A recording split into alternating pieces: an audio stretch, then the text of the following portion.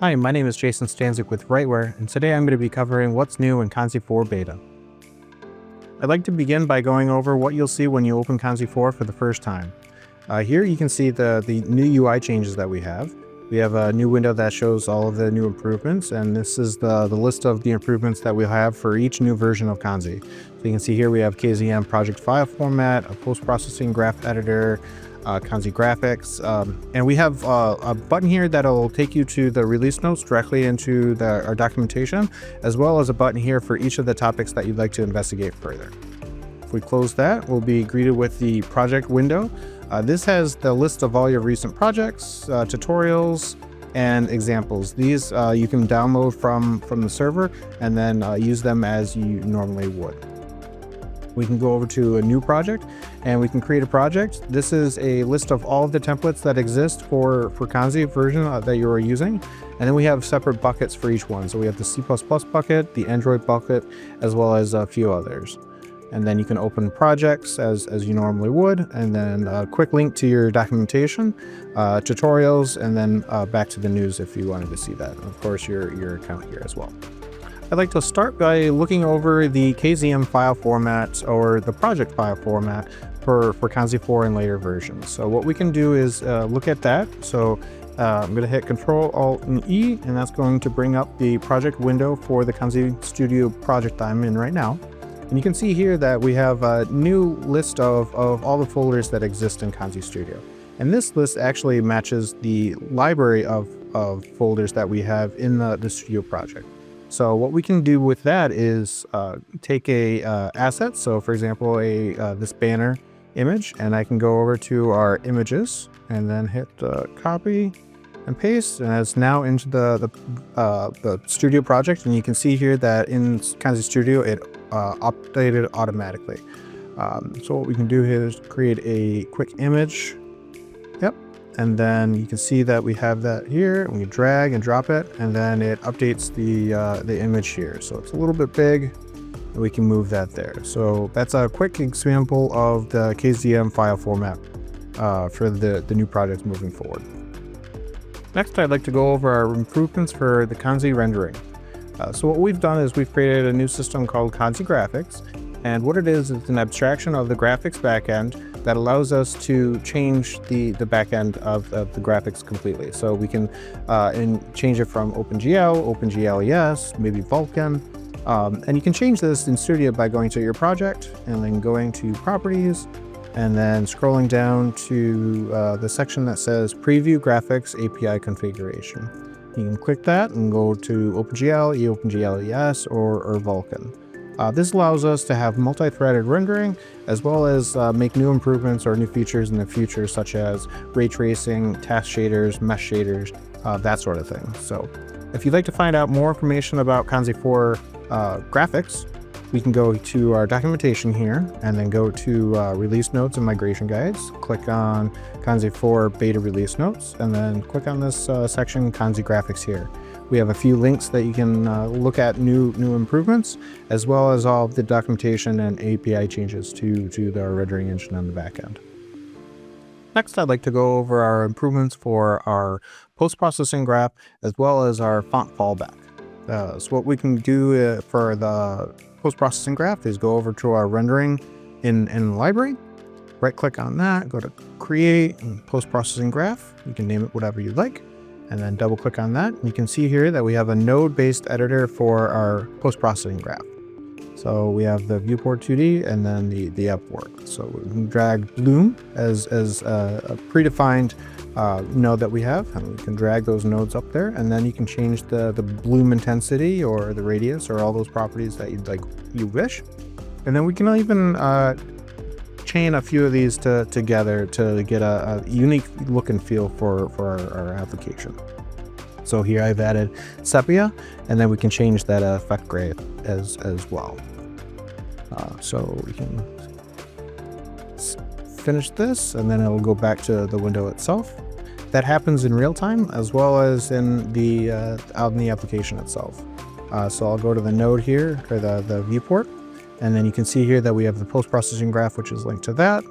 and then I'll just select none, and then the render path was automatically selected as well, so I'll just go back to the default on that as well. Next, I'd like to cover the font. So what we can do is we can go to the font here, and then you see that we have the glass UI and then a few text items that we have. So this is using our new item that we have is called a font family. So for instance, we have the Notocolor emoji. Select that, and then we have the font family. So with Arial, Notocolor emoji, and then Rubato.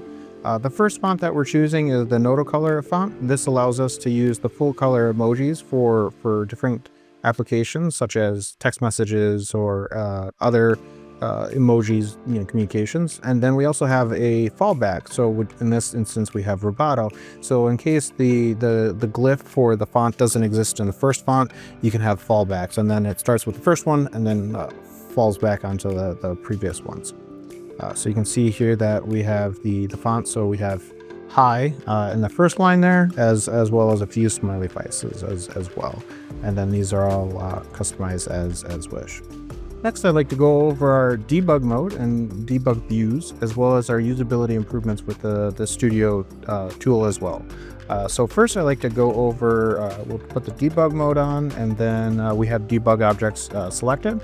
And then I'll go over to my node tree here and then just enable the visibility of those debug objects. You can see here that we have the camera, we have a spotlight, a directional light, and a point light. And then these objects actually will change color based on the color of the light itself. So you can see here we have like a blue, and then as I change that to different colors, yes, the light is changing, but the graphic or the debug object is also changing color. Same for the directional light as well. So you can see here that as I change this to like pink or blue, that debug object also changes colors. Just to improve the usability and make it a lot easier to design custom HMI applications. I'll go ahead and turn these off, so we don't need those anymore. And then with this selected, we also have a couple objects or a couple of selections that I'd like to show. We have overdraw, which shows all of the overdraw meshes that are in the scene. So the brighter the green, that means the more layers of meshes between the camera and the very end of the rendering. And then we also have wireframe. This is showing all of the wireframe or 3D meshes and how dense the wireframe is for those 3D meshes. We also have vertex normal. So this is a mode that we have new that shows all of the normal information for the 3D meshes in the scene as well. And then we also have performance HUD. So you can see that information here, frame rate, draw calls, that sort of thing. Very important information for profiling and finding the performance of your application. So I'll turn that off, and then I'll turn that off, and you can see that we're back into the scene. And then we also have the usability improvements that we have in Kanzi Studio. So you can see here that with the glass UI mesh object that we have, there is a couple new graphics that we have. These are the binding or overdraw graphics or indicator graphics that we have. Excuse me, we're still coming up with new names for these. But what they show is that the object itself has a binding on it, as well as a animation on it as well. So you can see here that we've got this little binding, and this shows the visibility. So this property is being controlled by something else or somewhere else. And if we right click on that, we can see that the value source binding is relative. So this shows the location of the node that is controlling it, as well as the properties. So you can see here node.visible, this is visible, and then the control node. And then if I unclick that, this goes to control. So the visibility of that node is selected there. And then also, just real quick, this is showing that we have animations on it as well. So we can go over to the node components, and we have an animation player with just animation. So that's there as well. Very big improvement for the usability working within multiple teams or multiple people working on the same project. Shows all of the story of the information and the binding information as well. Lastly, I'd like to go over just quickly the information that we have for the particle system. So we have a new improvements to particles. So let's just turn that off. So you can see here that we have a particle sphere. So lots of little dots, particles dancing around. We do have improvements where we have the ability to go over 1 million particles in the scene at one time. And then what I'd like to do is show that we have, morphing and that sort of thing. So we have the ability to get these really neat effects with multiple different particles, like thousands of particles all at once. We can change the color of them. So if I go over here, we can change, to pink or to green or something yellow, all that kind of cool effects. And these kind of change. And this is just using one simple thing. We have the particle emitter, which is a sphere, and then we have the particle curl effector.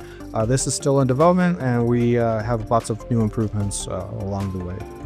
Thank you very much for joining me today and looking at the new improvements that RightWare has developed for Kanzi 4 beta. Stay tuned for latest and greatest news, and look forward to seeing you again soon.